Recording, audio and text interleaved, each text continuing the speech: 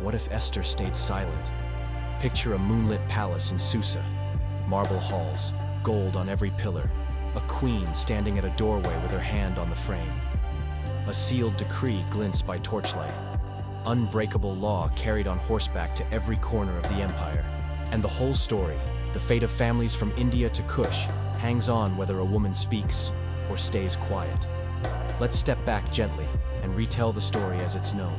We're in the Persian Empire under King Ahasuerus, often identified with Xerxes I. He's the sovereign of 127 provinces, impossibly large, dazzlingly diverse. After Queen Vashti refuses a royal summons, the crown seeks a new queen. Among the young women brought to the palace is Hadassah, called Esther, a Jewish orphan raised by her cousin Mordecai, who serves near the king's gate. She's wise, she's gracious, she keeps her identity hidden, following Mordecai's counsel. Enter Haman, an Agagite, promoted above other officials. People bow. Mordecai does not. It's a small act, but in courts where honor is everything, it becomes a spark on dry grass. Insult turns to rage. Rage turns to a plan. Not just against Mordecai, but against all his people. Lots are cast, Purim, to choose the day. A decree is sealed with the king's signet. The slow machinery of empire begins to turn, oiling a plan to annihilate a scattered people on a certain date. Mordecai wears sackcloth and ashes. He sends word to Esther, "Go to the king, plead for your people." She knows the law. You don't enter the inner court uninvited. The penalty is death, unless the king extends the golden scepter. She hesitates. Then she fasts for 3 days, and asks the people to fast with her. She puts on her royal robes. She walks into that room. Now, the famous turn. She invites the king and Haman to a banquet. Then another. At the second, she reveals the trap, the decree that would destroy her people and her. Haman pleads. The king is furious. Haman is executed on the very gallows he built for Mordecai. Mordecai is elevated, but one more problem remains. A Persian law sealed with the royal signet cannot be revoked. So a second decree goes out, empowering the Jews to assemble and defend themselves on that appointed day. When it comes, they stand, they prevail, and what could have been a date of mourning becomes a celebration of deliverance. Purim is born. Masks, food baskets, gifts to the poor, reading the story so no one forgets. That's the familiar arc. Hidden identity, risk, reversal, rescue. But what if Esther stayed silent? What if she never stepped into the inner court? Imagine the palace corridor at dusk. The fasting is done, but she cannot bring herself to cross that threshold. She tells herself, tomorrow. Tomorrow will be safer, clearer, easier. And tomorrow never comes. The first change is immediate. Haman remains in power, his pride unchallenged in public. Mordecai's refusal to bow doesn't become the opening to reveal a plot. It becomes a pretext to silence a critic. Maybe he's arrested quietly. Maybe he vanishes.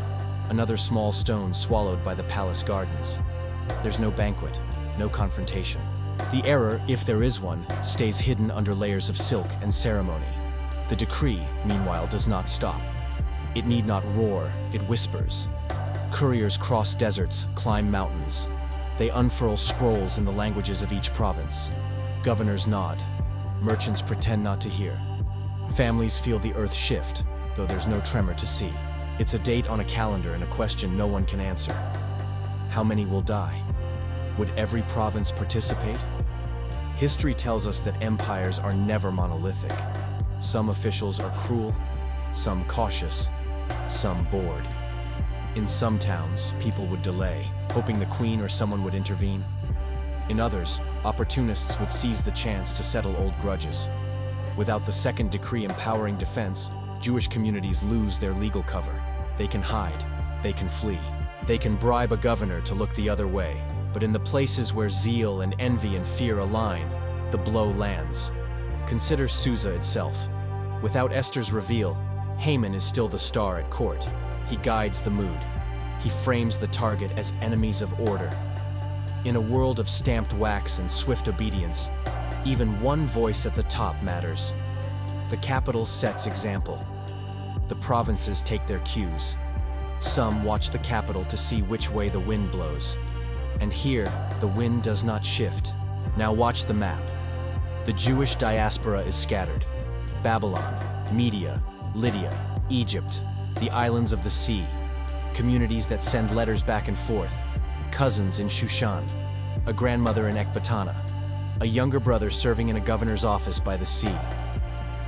On that appointed month of Adar, some communities survive, some wither.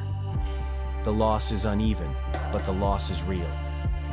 In later years, people will speak in low voices about that date, and no festival follows. There is no Purim to turn the memory into bright costumes and sweet pastries. There is only a page missing in the calendar, a private fast, a story people avoid because it hurts too much to tell. What happens without Purim? Rituals are like thread. They stitch a scattered people together across time and distance. Remove that thread, and the fabric loosens in small, unseen places. Children in Persia never hear the laughter at the end of a long, scary story. They never learn the joy of gifts to the poor every spring, the reminder that victory isn't only for the strong. Without that yearly telling, one of the gentlest lessons about hidden courage fades. There's another shift, quieter but enormous. Diaspora demographics. In our world, Persian Jewish life continues, evolves.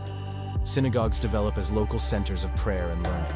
Those meeting places will later dot the roads of Asia Minor, the Aegean, and the Mediterranean, forming invisible way stations of ideas, a network that other movements will follow, visit, or debate in centuries to come.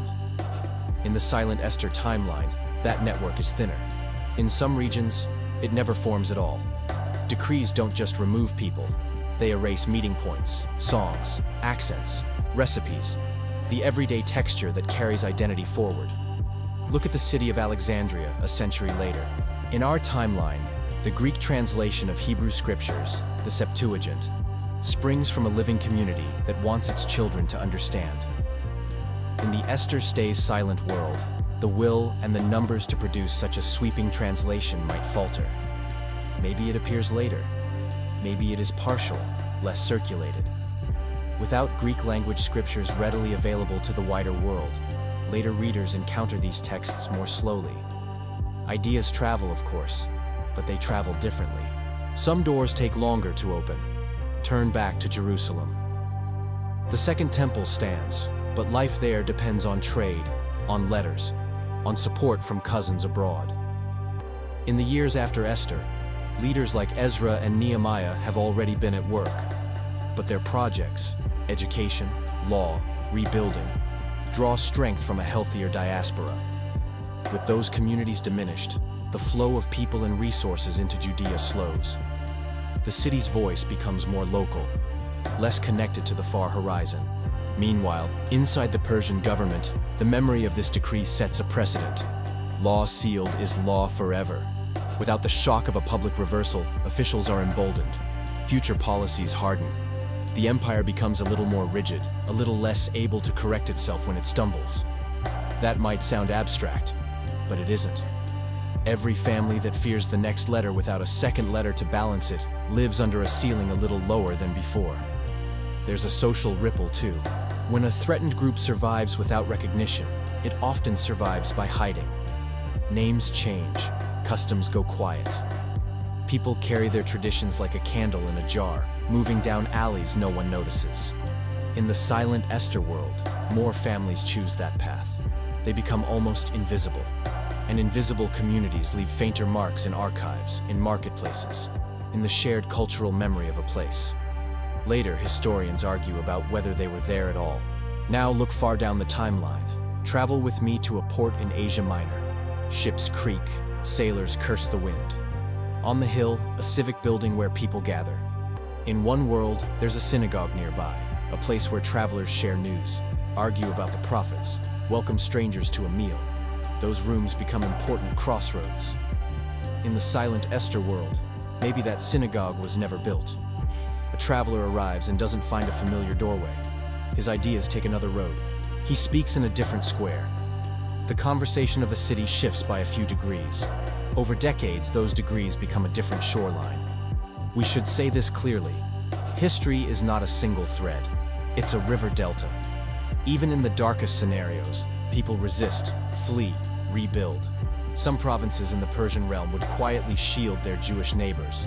A governor might drag his feet, a commander might interpret orders generously, and in the wake of violence, communities would mourn, then find one another again.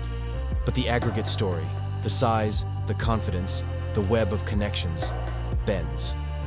Midway through, let's pause on a human moment. Imagine Mordecai's words in our world. Who knows whether you have come to the kingdom for such a time as this? In the silent world, that line exists only in a private letter, never read aloud, never repeated at a festival. It's still true. It still haunts, but it doesn't enter the shared vocabulary of courage. A generation later, a young person facing a moment of risk loses a phrase that might have steadied their voice. Before we go further, a quick question to you. In this alternate timeline, which ripple feels most surprising? The loss of Purim's joy, the thinner diaspora network, or the way empires harden without public correction? I'd love to hear your take in the comments. And if these respectful, imaginative what-ifs help you see old stories in new light, consider subscribing so you don't miss the next journey. All right, back into the map. Let's talk about Haman, because powerful villains rarely retire quietly. Without exposure at a banquet, he consolidates. He places allies in key posts. He normalizes the language of threat. In an administration, language is policy. Once a group is labeled suspect and that label sticks, it can bend the law in repeated, subtle ways. Taxes tighten here. Permits are delayed there. Over a decade, the friction accumulates. People with options move away. People without options fold inward, tighten the circle. But even villains stand on shifting ground. Xerxes' reign historically is not without stress. War abroad, expenses high. In our altered timeline, the internal unrest caused by decrees and their aftermath adds another thread of tension. Merchants don't love uncertainty. Soldiers don't love policing their neighbors. The empire doesn't collapse, but it creaks. The lesson the court learns is not compassion, it's control. Files grow thicker, eyes sharper. And the book. What of the book? In our world, the Book of Esther is unique. It doesn't mention God by name. It shows providence in quiet turns, reversals, coincidences that feel like more than coincidence. It taught generations to look for hidden help in ordinary days. If Esther never speaks, what text emerges? Perhaps a lament in the style of exiles. Perhaps a short scroll passed hand to hand in tears. Maybe it is lost altogether in the fog of events. Without Purim to anchor it, the story declines to become a public scripture. A lesson is missing in the bookshelf of a civilization. The courage of intercession from inside the palace.